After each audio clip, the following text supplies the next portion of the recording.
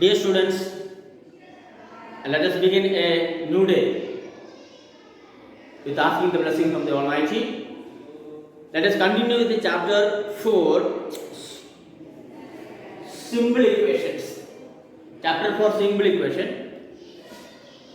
Today we are going to discuss about how to solve an equation. Page number 82. Solving an equation. आपको भैया page number 82 ले लीजिए. Page number 82. Page number 82. Can see solving an equation. Okay. So now directly we will move to exercise 4.2. मैंने आपको दो तीन example आपको करके देखा how to solve the equation. तो वापस आपको हेडिंग वहाँ आपको नोटबुक में लिखना है सॉल्विंग एन इक्वेशन. इसके बाद में आपको पेज नंबर 86 चला जाएगा. यहाँ से आपको हेडिंग लिखने का फिर 86 पर चला जाओ. Page number 86. पेज नंबर 86 में exercise 4.2. Exercise 4.2. Exercise 4.2. What is that? Exercise 4. Give the first step of you separate a variable and then solve the equation. Solve the. Give the first step you will use to separate the variable and then solve the equation. Sir इसमें से एक दो करेगा. Question number 1 में how to solve the equation. First one is x minus 1 equal to 0. X minus 1 equal to 0. Solve the equation means nothing but we need to find out the value of x. x का value ढूंढना है. यहाँ equation में x minus 1 equal to 0 लिखा है.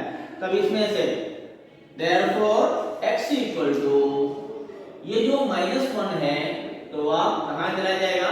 Right side में चला जाएगा. तो राइट साइड में कौन है? यहाँ तो 0 है पहले से. तो ये -1 राइट साइड में जाएगा. यहाँ से राइट साइड में जाएगा तो कैसे आएगा? -1 का साइन प्लस होगा तो +1. That is x equal to therefore x equal to 0 plus 1 1. So x का वैल्यू कितना हुआ? x equal to 1. Then second question. What is second one?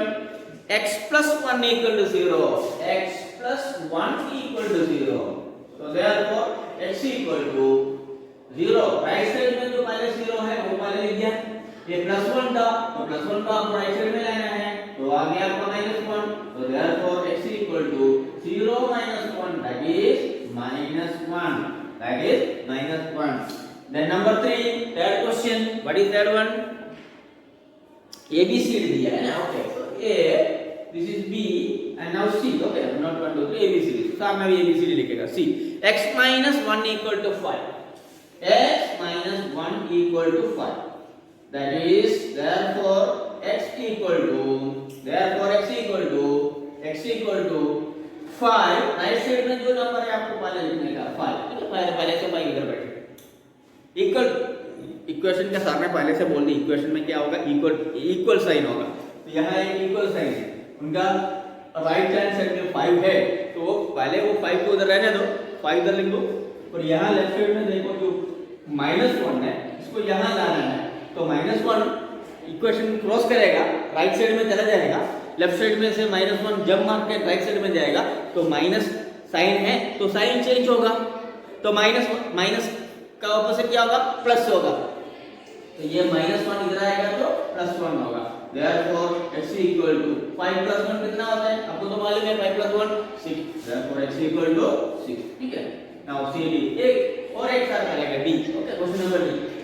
बाकी आपको होमवर्क करना पड़ेगा. ठीक है. D E F G H है वो आपको होमवर्क करना है. D में x plus 6 equal to 2. x plus 6 equal to 2. therefore x equal to सामने पहले से बोल दिया जो राइट साइड में जो नंबर है वो पहले लिखने का है 2. देन यहाँ प्लस लेफ्ट साइड में कौन है? +6. +6 इधर राइट साइड में लेकर जाएगा तो क्या होगा? -6. therefore x equal to 2 minus 6. 2 minus 6 एक छोटा नंबर है. 2 तो छोटा नंबर है. 6 तो बड़ा नंबर है. तो छोटा नंबर से बड़ा नंबर माइनस करने का बोल रहे हैं. 2 minus 6.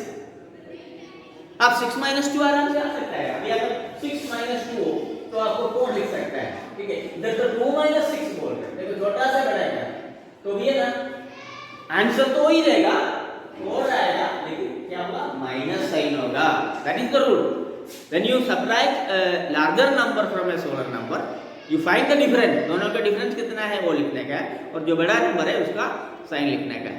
ठीक है, अब ये छोटा से बड़ा मेहनत करें, 6 - 2 बड़ा से छोटा 4, 2 - 6 दैट इज छोटे से बड़ा, तो आंसर 4 है लेकिन -4, so here equal to -4, x equal to -4। ठीक है, अब तो कितना question A B C D 4 तो सर ने किया है, तो बाकी आपको होमवर्क करना है। ठीक है, चल अभी एक क्वेश्चन नंबर 2 का भी 2-3 सर करवा दो। क्वेश्चन नंबर 2 में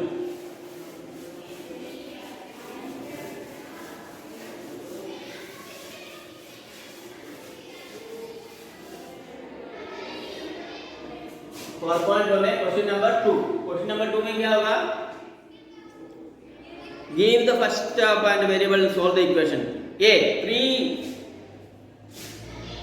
3l, ओके 3l दिया है क्वेश्चन नंबर 1 में, 3l equal to 42, 3l equal to 42। हाँ, 3l मींस 3 into l, यहाँ आपको l का वाली l इक्वल टू, यहाँ जो 3l means 3 into l multiply आएगा, तो मल्टीप्लाई आएगा तो इधर राइट साइड में प्लस और माइनस नहीं आएगा। 42 ये जो 3 है इधर नीचे आएगा 3, 42 डिवाइडेड बाय 2 3 इक्वल टू कितना हुआ, 42 डिवाइडेड बाय 3 आपको डिवाइड करके देखना पड़ेगा, 3 1s are 3, 1 carry 12, 3 4s are 12, the answer is therefore l equal to 12 हो गया, फर्स्ट वन हो गया। नाउ इसमें भी 1 2 3 है, a b c d है, इसमें भी a b c d है, so a b c d, तो ये now second one b, what is b, b by 2 equal to 6, b divided by 2 equal to 6।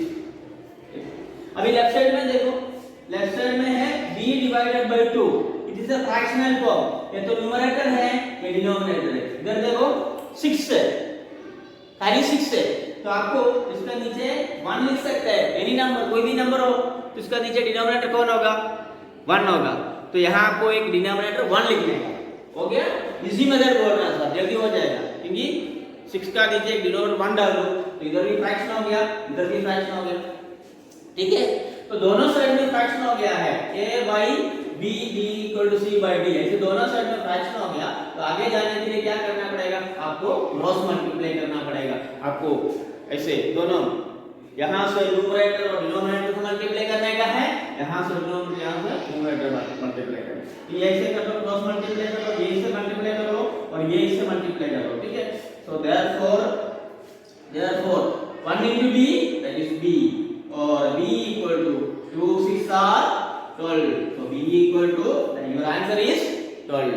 ठीक है, तो ये आप याद रखना है, जब आप इक्वल टू साइन के दोनों साइड में फ्रैक्शनल फॉर्म होगा तो आगे जाने के लिए आपको तलवार निकालना पड़ेगा, आपको क्रॉस मल्टीप्लाई करना पड़ेगा, तलवार निकाल के इसको क्रॉस मल्टीप्लाई नहीं, न्यूमरेटर एंड डिनोमिनेटर एंड या डिनोमिनेटर इनटू न्यूमरेटर। ठीक है, चलो अभी और इसमें से और दो कर लेता हूं, उसके बाद में ए बी हो गया है और सी डी कर लेते हैं। ठीक है, क्वेश्चन नंबर सी, ओके